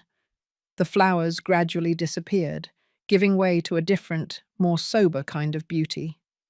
One Sunday afternoon, while preparing a chili, I heard the doorbell. I wasn't expecting visitors. Dorothy was visiting her sister in New York, and my clients never came on Sunday. I opened the door and froze. It was Robert. He was almost unrecognizable. He had lost weight, a lot of weight. His clothes hung on his body as if they belonged to someone bigger. He had a few days' growth of beard, but it wasn't a well-kept beard, but the result of neglect. His eyes, sunken in dark circles, reflected a deep tiredness. "Mom," he said in a hoarse voice. I remained silent, my hand gripping the doorknob tightly, ready to close it if necessary. "I haven't come to cause you trouble," he quickly added, noticing my defensive posture. "I just wanted to talk. 5 minutes. Please." I hesitated. The last time we were alone, he had pushed me against a wall. The last time I trusted him, he almost left me homeless. But something in his expression, a genuine desperation, made me step back. 5 minutes. In the garden. I didn't invite him inside. Not yet. I led him around the side of the house to the backyard, where the apple trees that Lawrence had planted 30 years ago now shaded a small table and chairs set. We sat down. The silence was uncomfortable, heavy with decades of shared history and recent betrayals. "You look good, Mum," he finally said. "The house looks good too. Did you come to talk about the state of my house?" He shook his head. "No, I'm in treatment for my gambling addiction. I've been in it for 2 months." I looked at him in surprise. It was the last thing I expected to hear. "Part of my recovery is making amends with the people I've hurt," he continued, pulling a folded paper from his pocket. "I've made a list. You're at the top, of course." "Robert, no, please, let me finish. I need to say this. What I did to you is unforgivable. I know, I don't expect you to forgive me. I just wanted you to know that I'm trying to change, to be better. Not for you, not even for Caroline, although both are important reasons. I'm doing it for me." I remained silent, processing his words.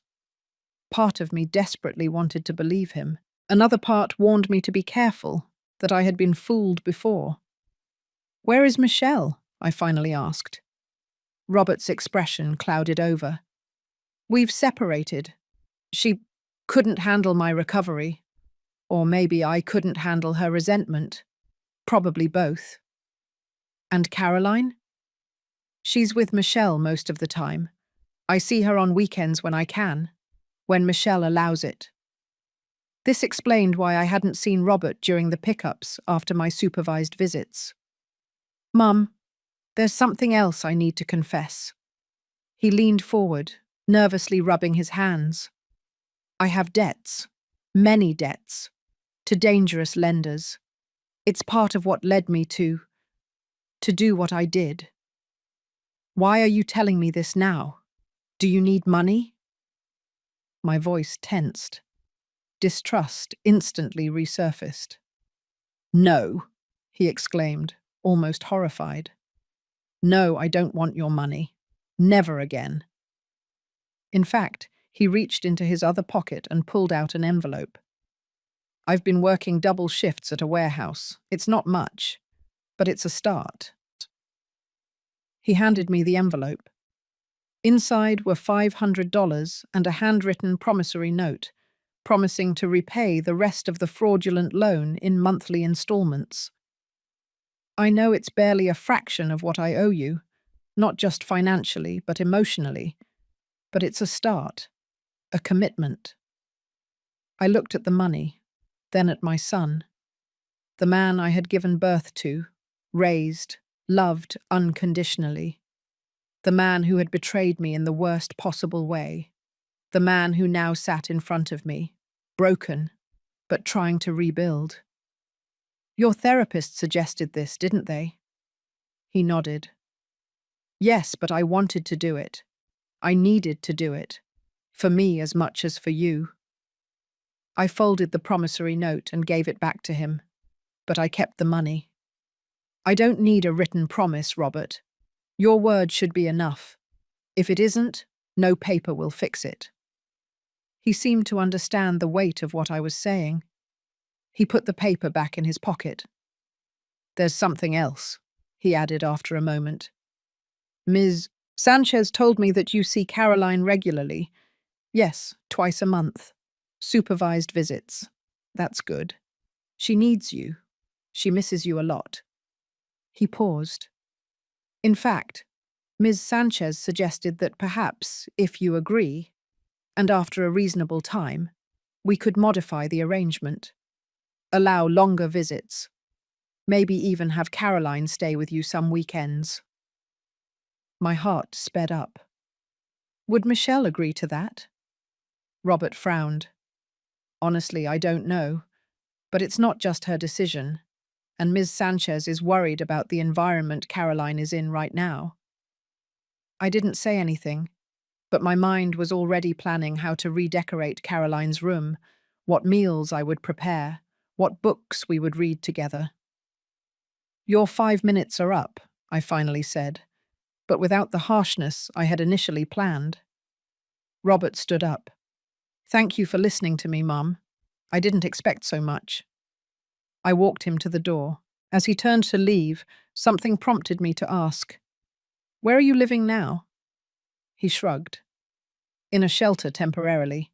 It's part of the program. Complete detox from gambling, alcohol, toxic relationships, starting over." I looked at him for a long time, this man who was both my little boy and a stranger. "If you need a place to be, to talk, my door is open. Not to live, not yet, maybe never, but to visit, to rebuild, little by little." His expression briefly lit up, as if a ray of sunshine had pierced dense clouds. "Thank you, Mum. It means more than I can express." I watched him walk away down the street, his solitary figure hunched against the autumnal wind. I didn't feel forgiveness, not completely, but I felt something else. Hope. A fragile hope that perhaps with time and effort, some kind of relationship could be salvaged from the ashes of what we had lost. That night, I called Elizabeth to tell her about Robert's visit. "Do you think he's sincere?" I asked her, still unsure of my own feelings. "It's difficult to know for sure," she replied carefully. "Addiction is a complex disease, and recovery is rarely a straight path. There will be relapses. There will be struggles. So I should keep him away." "I didn't say that." She paused. "Eleanor, you know your son better than anyone. Trust your instincts, but protect your boundaries. You can support his recovery without sacrificing your emotional or financial security." Her words resonated with me. For so long I had oscillated between extremes, blind trust or total rejection. Perhaps there was a middle path, a cautious, vigilant, but not paranoid openness. Support without unconditional surrender. It is possible to love someone and still not trust them completely, Elizabeth continued, as if reading my thoughts. Forgiveness does not mean allowing them to hurt you again. Wise words, I murmured. Not mine, she said. From my own therapist, after what happened with my mother and my brother. I smiled, despite the seriousness of the moment. It seems we all need help navigating these complicated family relationships. That's life, Eleanor. No one has all the answers. We just try to do the best we can with the cards we've been dealt. 3 months after Robert's visit, my life had found a new rhythm. My sewing business was thriving. I had even hired an assistant, Lucy, a young Colombian immigrant with a talent for embroidery. The visits with Caroline had become more frequent, increasing from 2 hours bi-weekly to entire afternoons every week. The big change occurred one cold morning in January, when Ms. Sanchez called me with news that took my breath away. Mrs. Roberts, a situation has arisen with Caroline. Michelle was arrested last night for driving under the influence of alcohol with the child in the car. My God, is Caroline okay? Physically, yes. Emotionally, she is very distraught. She is currently with a temporary foster family, but I thought that you— Yes, I replied before she could finish. Of course, yes. When can I pick her up? 6 hours later, Caroline walked into my house with a small backpack and eyes swollen from crying. This time, it wasn't a supervised visit. It was a temporary stay while Michelle's capacity for maintaining custody was determined. Can I stay in my old room? She asked timidly. Of course, my life. In fact, there's something I want to show you. I took her to the room that was once hers. I had completely redesigned it. New sky blue curtains, a bigger bed with a star quilt, a small desk for her homework, shelves with age-appropriate books, and on the nightstand, the box I had kept with her treasures. My things, she exclaimed, opening the box in awe. You saved my things? Of course I did. I always knew you would come back, one way or another. She hugged me tightly, and for the first time in a long time, I felt that something fundamental in the universe was back in its correct place. The following weeks, we established a routine, quiet breakfasts, before taking her to her new school closer to my house, afternoons of homework and reading, dinners where we talked about our day. Caroline blossomed before my eyes, regaining the colour in her cheeks, the light in her gaze. Robert came twice a week. At first, our encounters were tense, supervised. Gradually, as he demonstrated his sobriety and commitment to his recovery, the visits became more relaxed. The three of us sometimes had dinner together, like a strange, reconfigured version of a family. One day, while Caroline was at school, Robert was helping me fix a leaky pipe under the sink. We worked in silence, he inside the cabinet, me passing him tools. This reminds me of when Dad taught me how to do repairs, he commented, his voice muffled by the confined space. He always said a man should know how to take care of his home. Your father valued independence, I replied, surprised by the shared memory. But also teamwork. Alone we do little, together we do a lot, he used to say. Robert came out of the cabinet, wiping his hands on a rag. I miss him, you know. Sometimes I wonder what he would have thought of all this. He would be disappointed, I said honestly, but also proud to see you trying to correct your mistakes. He nodded, accepting the hard truth along with the comfort. You know, I've been thinking about starting my own business, he said after a moment. Something small, a home repair service. I have a knack for it, and I don't want to spend the rest of my life in a warehouse. That sounds like a good plan. The problem is the startup funds. With my debts and the money I still owe you, I tensed immediately. Was this the moment when everything started over? The request for money, the promises, The cycle of abuse? Robert noticed my reaction. No, Mum. I'm not asking you for anything. In fact, I wanted to tell you that I've applied for a small loan at the bank with my current job as collateral. Completely legitimate, completely transparent. I felt relief, but also a pang of guilt for doubting so quickly. I'm glad, Robert. I really hope it works out. Me too. He paused. And I wanted you to know that I'm still paying my debts, the legitimate ones and the ones I have to you. He had been faithfully depositing small amounts into my account every month, as he promised. I know, I see it. I appreciate it. That day marked a turning point. It wasn't total forgiveness, it wasn't forgetting, but it was a kind of peace, a recognition that we were both trying to rebuild something from the rubble of our relationship. As for Michelle, her story took a different turn. After her arrest, she was forced to attend an alcohol treatment program. She maintained supervised visits with Caroline, but they were tense and often ended in tears. Unlike Robert, Michelle never truly accepted responsibility. She always blamed others, Robert, me, the system, bad luck. 6 months after Caroline came to live with me, the family court reviewed the case. Judge Montero, the same one who had presided over our previous case, listened to Ms. Sanchez's reports, the testimonies of Caroline's teachers about her academic and emotional improvement, and the psychological evaluations of everyone involved. This court grants temporary custody of Caroline Roberts Serrano to her grandmother, Eleanor Roberts, for an initial period of 1 year, subject to review, she ruled. The parents, Robert Roberts and Michelle Serrano, will maintain visitation rights under the conditions specified in this document. We left the courthouse, Caroline holding my hand firmly. We didn't jump for joy or celebrate openly.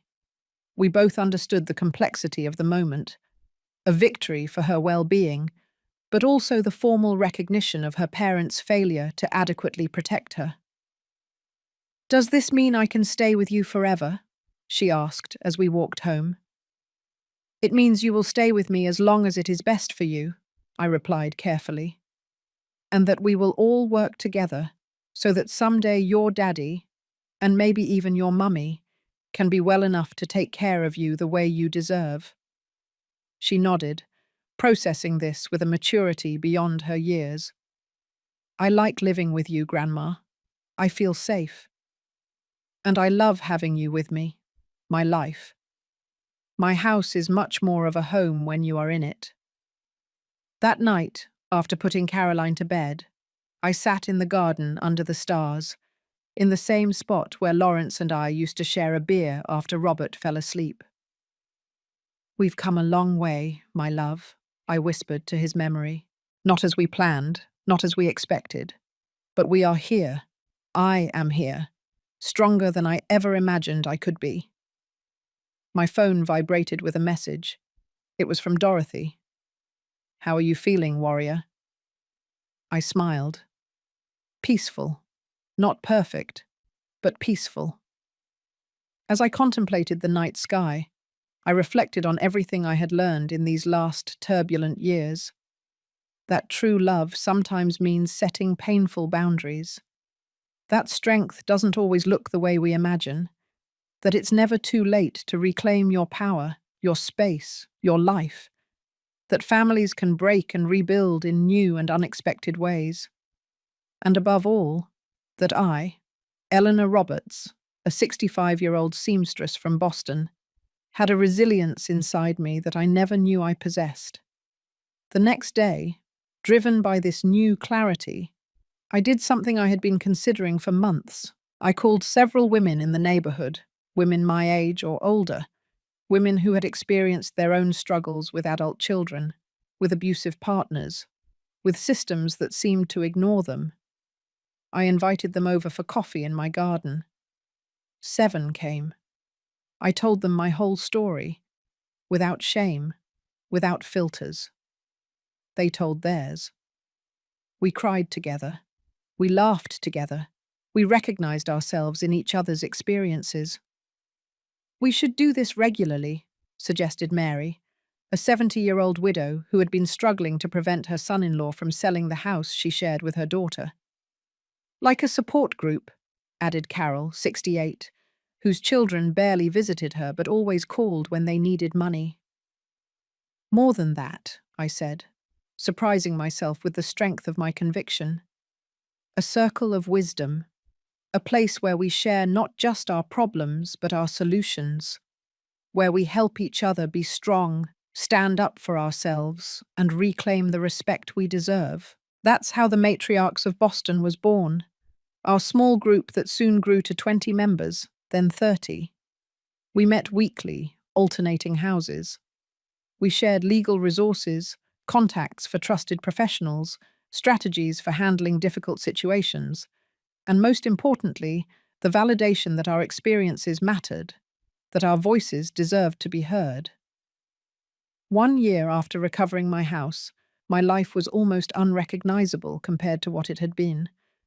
Caroline was thriving under my care, becoming a confident and curious child. Robert, sober for 15 months, was slowly starting to build his small business. Michelle remained a distant and often problematic presence, but we had established clear boundaries that even she respected most of the time. My sewing business prospered, now with a specialization in custom bridal gowns that allowed me to charge higher rates for my expertise. The Matriarchs had become a local institution. We had even been interviewed by a regional newspaper. And I, Eleanor Roberts, the woman who once fled her own house, bleeding and terrified, now stood tall. In my home, in my life, in my power. Every night before sleeping, I whispered the same words to Lawrence's photograph on my nightstand. "I did it, my love. I recovered our house. I recovered our dignity. I recovered our family, though in ways we never would have imagined. And above all, I recovered myself. And that, in the end, was the sweetest victory of all."